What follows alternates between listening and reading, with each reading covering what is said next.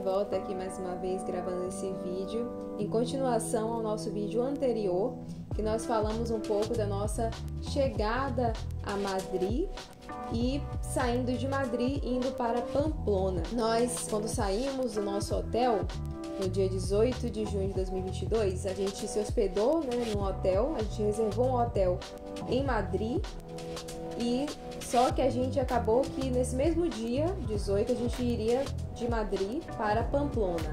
Nós tínhamos já reservado um hotel em Madrid, só que a gente iria nesse mesmo dia, 18 de junho, para Pamplona.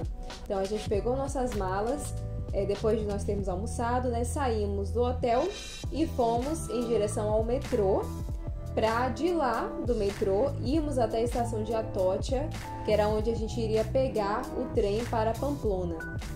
Chegando lá, na estação de Atocha, a gente teve que passar para comprar uma água para tomarmos durante a viagem, porque a gente já estava morrendo de sede devido ao intenso calor que já estava fazendo lá em Madrid. Nós compramos essa água que saiu um pouquinho caro, porque estávamos numa estação, então, assim como no aeroporto, as coisas tendem a ficar um pouco mais caras. Mas a gente comprou uns duas ou três garrafinhas de 500 ml de água e embarcamos no trem para Pamplona. A gente apresentou apenas a passagem, não foi? Que a gente tinha no celular. No caso, pelo próprio celular, eu tava olhando a passagem e tal. Aí eu mostrei pra ela não pediu mais nada, não pediu documento, não pediu nada, Só a passagem em si mesmo, que tinha sido comprada para verificar. Bastou a passagem para ela verificar com o QR Code, Através do QR Code, ela verificou que realmente as passagens estavam compradas, enfim, e permitiu que a gente entrasse. Essas passagens de ida, se eu não me engano, custaram cerca de 43,95 €, mas foi a tia do Jonathan que comprou pra gente, tanto a de ida quanto a de volta para Madrid. A de volta foi um pouco mais barata, se não me engano, saiu 22 € para cada um. E direto, assim, essas empresas de trem, tem algumas promoções. Então, para quem mora lá, ficando atento aí aos períodos das promoções, ela consegue pagar bem barato, assim, nessas passagens de trem. A viagem durou cerca de umas 4 horas, mais ou menos, Foi. 4 horas. A gente saiu de lá, de Madrid, 3h35 da tarde. Eu acho que, se não me engano, eles foram bem pontuais, com relação ao horário. Saiu praticamente em ponto, Fizemos essa viagem até Pamplona. Algumas curiosidades. Aí ele foi passando, empoltrando, mas ele verificava toda vez que as pessoas entravam, e ele meio que sabia quem entrou depois, quem não entrou. Então, eu não acho que ele memorizava, acho que deve ter no sistema dele lá mostrando, quem entraria em certo local. Aí ele vai até provavelmente o assento da pessoa e verifica a passagem. Então eu acho que deve ser mais ou menos isso, porque ele não voltou várias vezes na gente, ele só passou uma vez mesmo durante toda a viagem. Mas quando alguém entrava no vagão e sentava numa poltrona, ele ia lá e pedia para a pessoa também.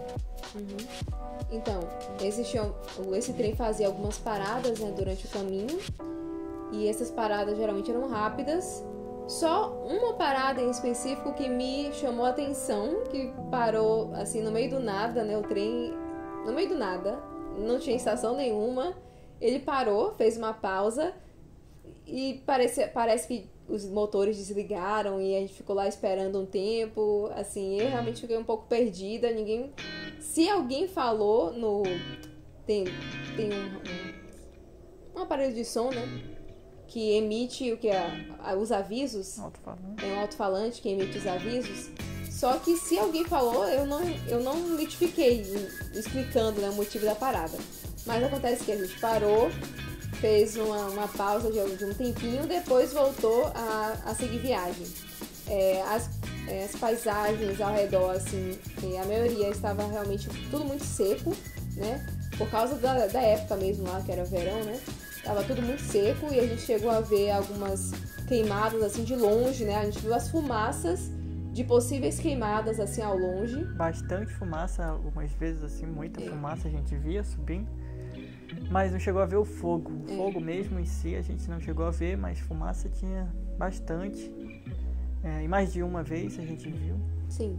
Mas é bem interessante de ir de trem, que olhar a paisagem, o ambiente que é diferente, bem diferente do Brasil, né? Você vê um ambiente mais amplo, assim, aqui no Brasil vê muita árvore, essas coisas, e lá você vê um ambiente amplo, mas, claro, desmatado, né? Mas dá pra ver bastante a paisagem, é bem legal, bem interessante de ir de trem pra se olhar a paisagem. Sim, foi bem legal viajar de trem. Essa foi a nossa primeira experiência viajando de trem, assim, uma longa distância, né? E lá fora na Europa. Então, quando a gente chegou em Pamplona, a tia do Jonathan e o marido dela já estavam lá esperando a gente na estação. E a gente foi para casa deles. A gente estava um pouco cansado, né? Da viagem desde o Brasil até Pamplona, assim, sem muito repouso, né? Porque o tempo que a gente teve de repousar não foi tão agradável, porque não foi numa cama de verdade, repousando assim. Foi mais dormir no banco do avião, no banco do trem, mas não é a mesma coisa, né? Mas a gente foi lá pra casa deles e depois, logo em seguida, a gente já saiu, não foi? Porque a gente chegou lá... Era umas 7 horas, Umas 7 horas, ou seja, da noite, né? Da noite, mas estava tudo claro ainda. Mas como já percebemos bastante lá na Europa, claro, fica claro durante a noite, então estava claro. Isso. Então a gente resolveu sair, né?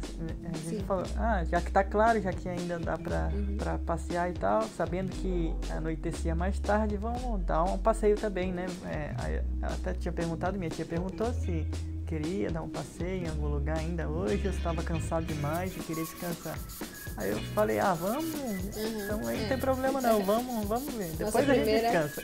Nossa primeira experiência lá, então a gente queria aproveitar, por mais cansado que a gente tivesse, mas a gente queria aproveitar. Antes da gente ir pro centro de Pamplona mesmo, a gente chegou a reencontrar com a prima do Jonathan, né? E os filhinhos dela. E a gente comeu uma coisinha ali numa praça, lá em Pamplona mesmo. A cidade em si, a parte que a gente ficou, que era onde a tia dele morava, era bem tranquila, assim, a gente não via muita movimentação de pessoas, assim, andando na rua mesmo. Tava realmente um ambiente muito tranquilo. E todo mundo falava lá da segurança, né? Que era uma cidade muito segura. Enfim, a gente foi comer nesse restaurante, né? Fazer um petiscozinho, né? E depois de lá, a gente foi com o tio, a tia do Jonathan e o marido dela. A gente foi de ônibus até o centro de Pamplona. E isso de noite já, mas ainda claro.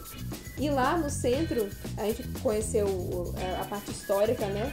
De Pamplona, onde tem aquelas corridas de touro, que por sinal teve agora recentemente em julho, essas corridas aí de touro, né? A festa que eles chamam de San Fermín, né? No caso a gente começou mais ou menos do início, eu não sei exatamente se era o início exato, mas mais ou menos do início de onde começa a caminhada dos touros lá. Nós fomos andando pouco a pouco, olhando as estruturas, as casas, as coisas, e por onde eles passam mesmo, os touros e tal, e as pessoas, os touros, essa caminhada aí toda deles, a corrida, correndo dos touros e tudo, né? Onde eles vão andando, onde eles fecham um caminhozinho que eles deixam. São umas ruas estreitas, com prédio cá, prédio lá, vários apartamentos, e aquela parte meio histórica mesmo, bem preservada. E aquele caminho estreito que vocês estão vendo aí na gravação, a gente estava caminhando por justamente onde passam esse povo, né, que corre atrás dos touros. Dizem que fica muito cheio, fica muito lotado nessa época dessa festa de San Fermín. E é um local bem preservado, que realmente é parecido, assim, eu falei até lá, né, com a questão da Bahia, por exemplo, Salvador, né, que inclusive meu primo falou sobre isso, que lá eles não deixam, por exemplo, ficar modificando a fachada, né? Por causa dessa questão histórica, né? Igual acontece bastante em Salvador, que tem a parte histórica lá, né? Que não pode ser modificada muito, né? Porque para manter assim a cultura, né? A parte cultural histórico do local, né? Aí tem essa coisa, né? De manter a cultura, manter a estrutura, e é bem legal, fica bem bonito realmente, porque tá tudo bem restaurado, não tá aquele negócio velho, acabado, não, tá bonitinho. Aí a gente foi andando por ali até um bom caminho, até acho que chegar perto de uma praça que tinha lá, né? Não lembro o nome da praça. Você lembra? Acho que não, né? Não lembro o nome da praça.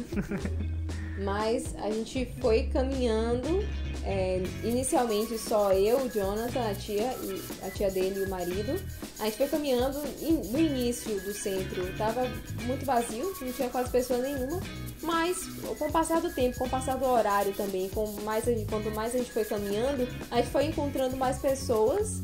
E também os outros primos, né, do Jonathan, a gente acabou encontrando eles por lá também. E tomamos um sorvete lá também muito gostoso, a uns 2 euros mais ou menos, eu acho que a casquinha, 2,50 euros. A gente ficou também impressionado com os preços, mas só que a gente depois vai falar mais em outros vídeos futuros aí sobre os preços lá na Europa. E foi isso, a gente ficou lá nesse centro de Pamplona, vendo um pouco, né, como era e tudo, conversando um pouco também. Ainda fazia muito tempo que o Jonathan não via a família dele, né? Então tava conversando bastante, a gente chegou num determinado, numa rua determinada que tinha alguns bares, algumas coisas assim, que tava lotado, tava cheio, né, aquela parte. E encontraram uns conhecidos, né? Eu acho que a mãe da nora da tia do Jonathan, a gente encontrou num desses bares aí. E nessa parte específica tava bem cheia mesmo de gente. E foi isso, a gente foi juntando com o pessoal e fomos caminhando até essa Praça do Touro, uma praça que propriamente, eu acho que, se eu não me engano, onde eles terminam a corrida, né? E, se eu não me engano, eles terminam a corrida naquela parte. Tem 2 lugares que a gente chegou no final, que eu não sei onde é o final exatamente. É como se fosse um cercado, como se fosse de um rodeio, talvez. Eu quero dizer assim, tipo, tem um lugar, né, que eles chegam ali que tem uma estrutura, né, central. Não sei se é uma arena ou que a gente não chegou ainda. A gente não entrou. Mas eu acho que eles fazem lá o toreio lá, não sei se é assim que o nome fala, quando usa, né, aqueles negócios de toureiro, né? Aqueles panos, vermelhos. Chega lá naquele local e é lá que termina lá e lá que também que eles abatem depois o boi para poder fazer a festa deles. Isso, Lá nessa época, principalmente, eles disseram que eles comem muita carne de touro, né, nessa época. Antes de a gente chegar nessa praça também, se eu não me engano, a gente passou por uma escultura. Não foi que a gente tirou uma foto com aquela escultura como se fosse numa tourada mesmo, né? Uns homens lá e uns touros nessa escultura. A gente tirou essa foto. E isso já ia dar umas 10 e pouca da noite, se eu não me engano, mais 11. Aí já começou a escurecer, assim, 9 e pouca, começou a ter o pôr do sol, enfim, o sol baixar, assim, né, escurecer. E umas 11 e pouca a gente voltou pra casa de ônibus. Só que uma coisa que eu fiquei, assim, a gente ficou impressionado, né, com a hora que tarde, assim, escurecendo e tal, mas a gente parou numa pracinhazinha lá que tinha várias pessoas lá confraternizando lá. Aí tinha criança, tava todo mundo lá tranquilo, brincando, confraternizando, sei lá, famílias confraternizando, amigos e etc. E era tarde, né? E tinha muita gente, também, muita gente nova, criança e tal, e tarde, né? 10 horas, mais de 10 horas já estavam lá, tranquilo, num dia de semana. Por quê? Provavelmente porque, além de ser seguro, anoitecia muito tarde, né? No caso, o sol ia embora quando já era 10 horas, próximo disso, mais ou menos. Então, o dia ficava muito maior, as pessoas poderiam aproveitar muito mais. A gente, inclusive, enquanto a gente andava e a gente passava por esses bares que estava falando, as pessoas estavam bebendo no claro. Aqui você vê o pessoal bebendo no escuro, nos bares e tal, bares cheios no escuro. Lá eles estavam bebendo claro. Provavelmente a pessoa saiu do trabalho, claro, ainda. Talvez foi em casa ainda, e voltou, saiu tá tudo claro, vai estar com os amigos no claro, o pessoal andando, se divertindo, dançando e tal, no claro. Tudo é bem interessante de ver a diferença com o Brasil. Então a gente foi pra casa, mais 11h pouca da noite, de ônibus, tudo tranquilo, normal, né, seguro. Descansamos um pouco, no outro dia a gente acordou, tomamos café da manhã lá na casa da tia do Jonathan, e nesse dia a gente ia almoçar num restaurante japonês, de comida japonesa, né? Mas antes disso, ainda depois do café da manhã, e antes de a gente ir pro restaurante almoçar, a gente passou num outro barzinho assim, né? Um boteco, não sei. E comeu alguns petiscos, bebeu uns refrigerantes, e a gente passou por uma praça, né? Conheceu um pouquinho mais de Pamplona. A gente passou na casa da prima do Jonathan, a gente viu um pouco mais de Pamplona, assim, de dia, né? Como era num dia. E depois de lá, fomos até o restaurante. No caminho, se eu não me engano, do restaurante, a gente passou num posto de gasolina. Eu achei também interessante que nesse posto de gasolina, a pessoa mesmo que abastecia o carro dela. No caso, o marido da tia do Jonathan desceu, né? E foi encher o próprio carro e ele mesmo pagar também, né? Pela gasolina. Nesse caso, não tinha frentista, né? Não tinha ninguém para poder... Coisa que eu já tinha visto em alguns filmes, séries e tal, nos Estados Unidos ou às vezes na Europa, essas coisas assim. Mas minha tia falou que tem sim, alguns postos tem realmente frentista, mas aquele ali especificamente não tem. A tia do Jonathan, por sinal, até falou que prefere ir nos postos que tem frentista, né?